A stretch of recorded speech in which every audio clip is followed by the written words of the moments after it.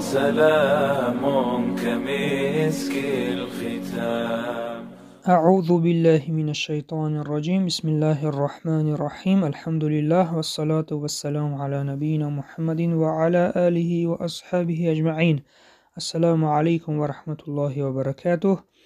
درس عقیده از کتاب فقه اکبر امام ابو حنیفه. موضوع امروزه الله و صفات او به مثل و مانند است. امام ابو حنیفه گفتند و هو شیء لا کالاشیاء و معنى الشیء اثباته بلا جسم ولا جوهر ولا عرض ولا حد له ولا ضد له ولا ند له ولا مثل له. یعنی خداوند متعال ذات است که مانند سایر اشیا و مخلوقات دیگر نیست. معنای شیء یعنی اثبات وجود او تعالی بدون جسم و جوهر و عرض، نه حد دارد و نه ضد و نه شبیه و نه ماننده. اکنون بیایید شرح گفته های امام ابو حنیفه را دیده می‌براییم. و هو شیء لا کالاشیاء، یعنی او خداوند شیء است. معنای شیء چیزی موجود را میگویند و معنای شیء هست یعنی موجود می باشد، نه مثل دیگر موجودات، زیرا تمام موجودات عالم در ازل وجود نداشتند و پس آن به امر الله به سببهای مختلف پیدا شده اند و زمان فرا می رسد که به عدم و نابودی دچار می گردند. اما وجود الله تعالی ازلی و ابدی می باشد و حوادث و مرور زمان در وی هیچ تأثیر نمی گذارد. معنای شیء یعنی اثبات وجود او تعالی بدون جسم و جوهر و عرض چیست؟ جواب این که تفصیل بعدی اجمال می باشد، زیرا موجودات عالم اساساً از 3 نوع عبارتند. یکم، موجوداتی که از چند جزء مرکب شده اند، امثال انسان، حیوان و غیره. چنین موجودات را جسم می نامند. دوم، موجودی که جز نمی شود، امثال خاک، آب، آتش، که آن را جوهر می نامند.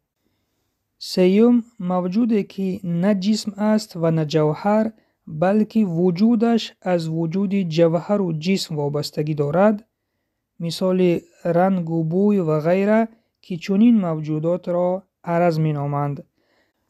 الله سبحانه و تعالی از هر 3 این، یعنی از جسم و جوهر و عرض، پاک و منزه می باشد، چون این صفتهای مخلوق ها هست و الله سبحانه و تعالی به مخلوقات مانندی ندارد. امام ابو حنیفه در دوام گفتند نه حد دارد و نه ضد و نه شبیه و نه ماننده. اگر پرسند که معنای الله تعالی حد ندارد چیست؟ جواب میگوییم الله تعالی از حد و اندازه نهایت پاک است. بنابراین اجازت نیست که بگوییم خداوند به این حد و اندازه چنین و چنان است. تنها میگوییم الله اکبر، یعنی خداوند بزرگ است از همه چیز. علم انسان همه چیز را معین و احاطه کرده نمیتواند. پس چگونه حد و حدود خداوند را معین و احاطه کند؟ هیچگاه نمیتواند و هرگز نباید این فکر را در سر جای بدهد، زیرا این از عقل بالا است و بحث کننده هلاک شود. اگر پرسند که معنای الله تعالی ضد ندارد چیست؟ جواب میگوییم یعنی یگان موجود وجود ندارد که الله تعالی را از انجام دادن کار منع کند و مانعه سد راهش بگردد.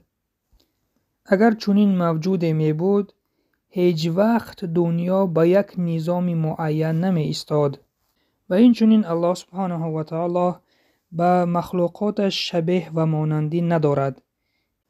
امام ابو حنیفه دوام داده می گویند وله ید و وجه و نفس، فما ذكره الله تعالى في القرآن من ذكر الوجه واليد والنفس فهو له صفات بلا كيف و یده صفته بلا کیف ولا یقال ان یده قدرته او نعمته لأن فيه ابطال الصفة وهو قول اهل القدر والاعتزال ولكن یده صفته بلا کیف. یعنی خداوند ید، وجه و نفس دارد و آنچه خداوند در قرآن کریم ذکر کرده که او ید و وجه و نفس دارد، اینها صفات بلا کیف یعنی بیچگونه خداوند هستند.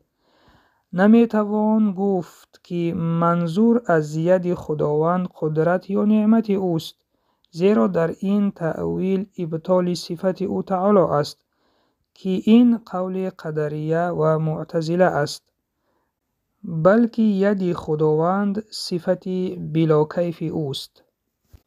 دوستان عزیز، اگر پرسند که معنای قول حضرت امام الله تعالی ید، وجه و نفس دارد چیست؟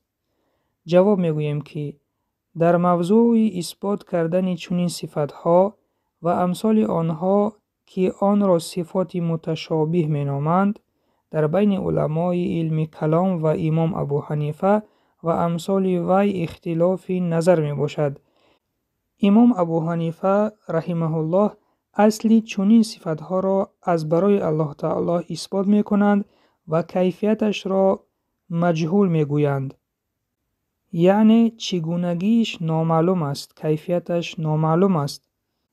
اما علمای کلام امثال اشعری ها و ماتوریدی ها اصلی چنین صفتها را تعویل می کنند، یعنی معنای دیگر می دهند.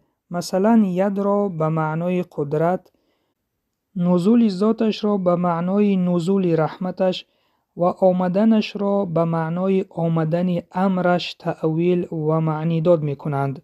و علمای کلام یعنی علم عقیده معتقدند که اثبات چنین صفتها خوف تشبیه و مانند کردن الله تعالی را با مخلوقاتش لازم می دارد.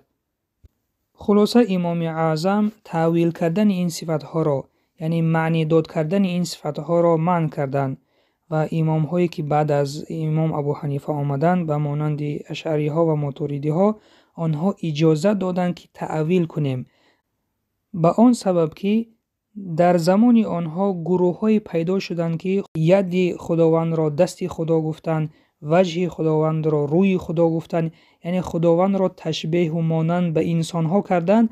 به این سبب علمای بعد گفتند که تعویل کنیم بهتر است، ید را قدرت گوییم، نزول خداوند را نزول رحمتش گوییم، تا که به صفتهای مخلوقات مانند و شبیه نباشد. اگر پرسند که قدری ها و معتزلی ها کی هستند؟ جواب میگوییم که قدری ها طایفه می باشند که امر تقدیر را منکرند و معتزلی ها طایفه غرق شده در عقاید فلسفه یونانی می باشند و در اساس قواعد فلسفی صفتهای الله تعالی را انکار می کنند. این دو طایفه از جمله طایفه های گمراه شده هستند. در دوام متن امام ابو حنیفه گفتند و غضبه و رضاه صفتان من صفاته تعالی بلا کیف، یعنی غضب و رضا دو صفت از صفات خداوند متعال است بدون چگونگی، یعنی خداوند دارای این صفت ها است ولیکن بدون چگونگی. این تنها به خداوند معلوم است، ما به این باور داریم. خلاصه درس دوستان عزیز، صفتهای خداوند به مثل و مانند هستند. ما نمیتوانیم صفتهای او را با صفتان مخلوقاتش مانند کنیم. او دارای ید و وجه و نفس است و چگونگی آن تنها به خداوند معلوم است و مانند ید و وجه مخلوقاتش نیست. اگر ید انسان گوییم دست انسان می شود، اگر وجه انسان گوییم چهره انسان می شود و خداوند دارای ید و وجه است بلا کیف، یعنی بدون چگونگی، تنها به خداوند معلوم است. این بود پایان درس امروزه. سبحانك اللهم وبحمدك نشهد أن لا إله إلا أنت نستغفرك ونتوب إليك. السلام عليكم ورحمة الله وبركاته.